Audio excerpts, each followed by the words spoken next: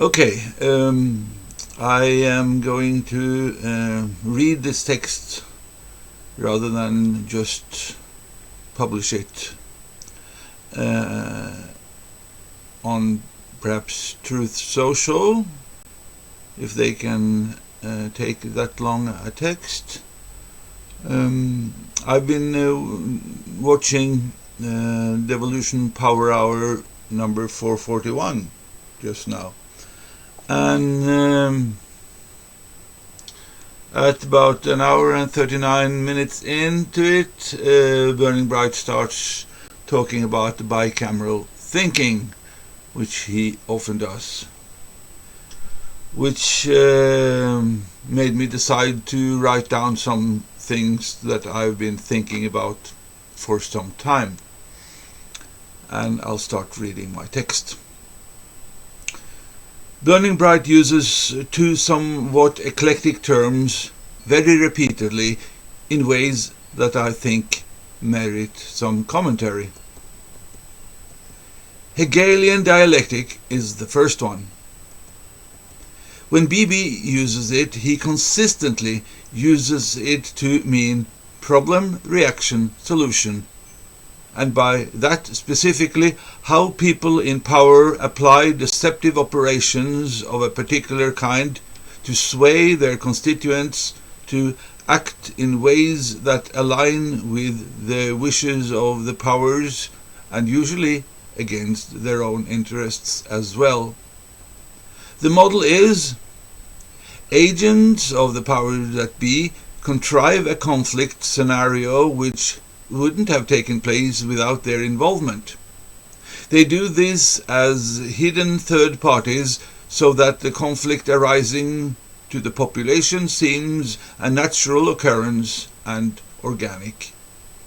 Then they sit back and wait for the situation to simmer along and to stew, and for the heat level to rise. Then, at the culmination, from Latin culmen, meaning top, from that, at the culmination, the powers that be rise up and propose a solution to solve the entire problem complex. This solution always contains elements that are negative to the population in general, but which seem acceptable compromises or sacrifices in the pursuit of solving the virulent conflict. In this way, the powers that be lure the populace into accepting changes which they would previously have rejected, by injecting a contrived conflict to catalyze the people's change of hearts. But that is not the Hegelian dialectic. Not at all.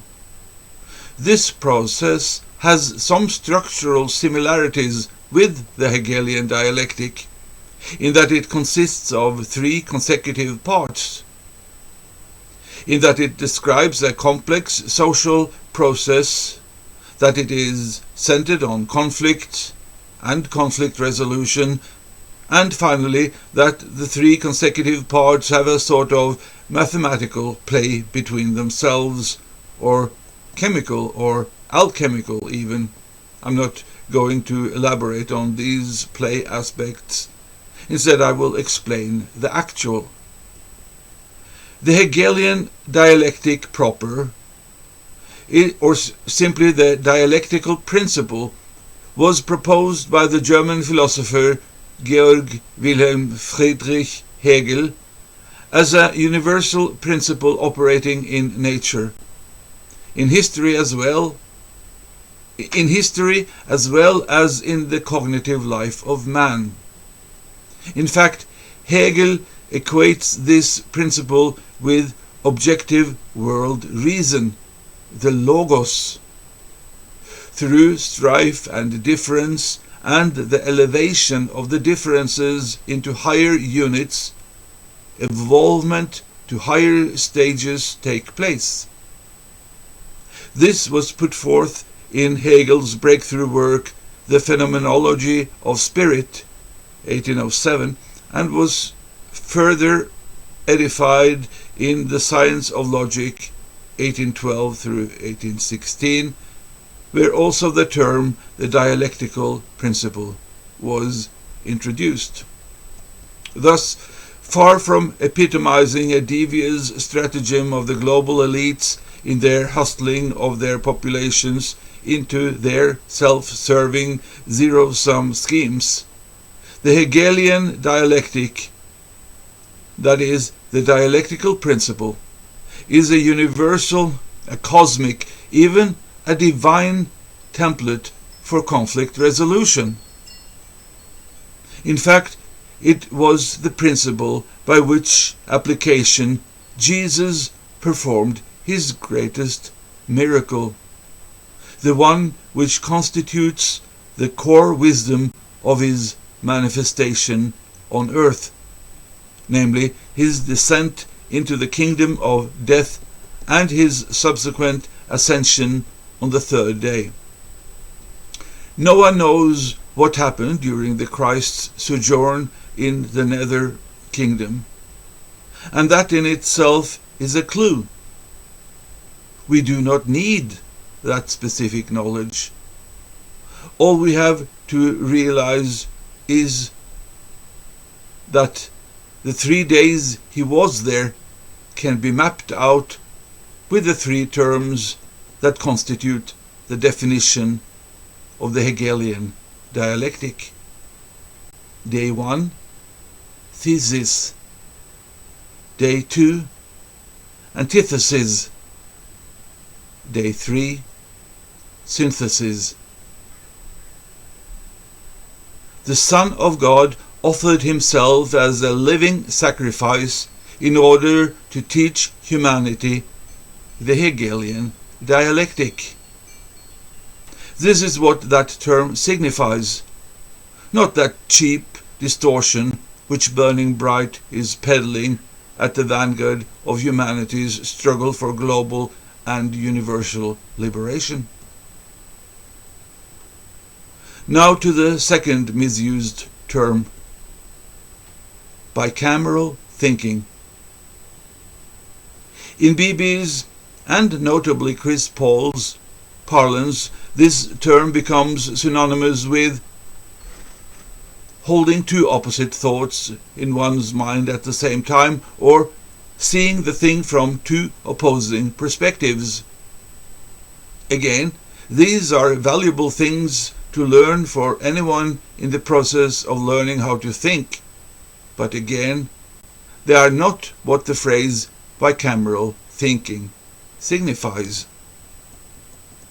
Bicameral thinking is using both hemispheres of your brain. The left side of the brain is where analytical, linear, logical thinking takes place. The right brain hemisphere is where holistic thought processes occur, where creativity is received or arises, where intuitions are received or arise, where would-be psychic manifestations are anchored. In other words, the right half of the brain is the one communicating with anything spiritual in an ineffable manner. This is the seat of Wu. To the detractors of Wu, this side of the brain basically has no real function. It's an anatomical cousin of the intestinal appendix. So, rather than putting a focus on the work of the scientists who first championed earnest research into the synthetic functioning of the 2 brain hemispheres, which might just soften some of the rigid resistance to allow oneself to depart somewhat from time to time into at least excursions into typically acknowledged right brain activities such as meditation, listening prayer, conscious creativity, and philosophizing and thinking about spirit and religion that isn't limited to those musings that are structured strictly around precisely defined and labeled phenomena. Rather than that, Burning Bright's blinkered, or worse, distorted use of the phrase bicameral thinking serves eminently to conceal the real meaning and thus blocking what might otherwise have become opportunities for forays into expanded perspectives on life, society, humanity, the world, religion, God, even existence, through an acknowledgement of consciousness being a phenomenon worthy of expanded investigation, rather than how many people lamentably perceive it as simply an on-off switch. You're either conscious or not. What more is there to say? Well, a lot, actually. But all of this becomes diminuted and relegated to the arenas of hobbyists and dilettantes, not the main stage where serious thinkers think seriously about important subjects such as democracy, elections, and power politics. And then, having thought and written all of this, I think to myself, why does Burning Bright do this? Is he simply ignorant of what these terms really mean? Is he that sloppy in applying terminology to the topics he expound and pontificate on incessantly? I mean, why would he deliberately take to such terms that to anyone somewhat erudite and experienced in the areas of logic, rhetoric, epistemology, consciousness, ontology even, and repurpose them on a much lower level, even if the phenomena they were reassigned to in themselves were real and important in their own right? I'm not going to beat around the bush here. To me, what Burning Bright appears to be doing is a textbook instantiation of a limited hangout. And from the locus of the core force of the British counter-revolution, Boston, Massachusetts, he is doing what the bankers and their agents have been doing for millennia. The best way to derail a revolutionary movement is to take leadership in it. And to me, this is doubly disconcerting, since I have for a long time, that is, since mid-2022, been following John Harold and subsequently his Badlands Media venture with interested eyes and a positive attitude. In fact, I have so far found it to be the most earnest and competent part of the American Patriot movement and of MAGA. And that's what makes it so precipitous, that there seems to be no other contenders for a robust and intelligent vanguard in the contemporary American Revolution.